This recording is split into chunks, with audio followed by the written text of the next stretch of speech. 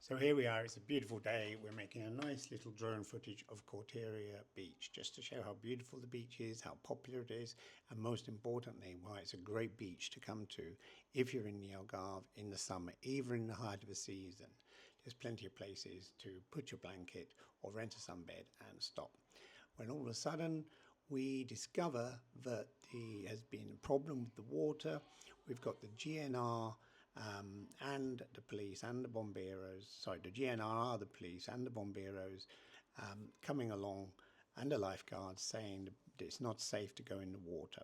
And what they start doing is they start putting up red flags all along the beach. Now, this video was taken about half an hour before all this happened. So what they do, they come along and they say, look, beach water isn't safe. We think it's because of bacteria. Red flags go up and they don't let you swim in the water. Whether or not you can ignore them or not, I don't know. But they definitely don't want you to, which is such a shame because it's such a beautiful beach.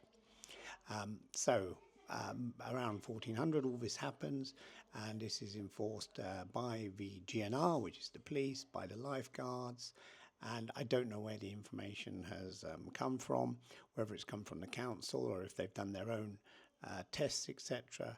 But basically around 2 o'clock they've told everybody not to go in the water because the water's not safe because of bacteria. So that's the situation, guys. It's very sad. I thought you'd like to see this as it tells you exactly what happened, and it's fairly new news. With any luck, they'll sort this out, and this beautiful beach will be open for business or for swimming again very soon. Thanks for watching.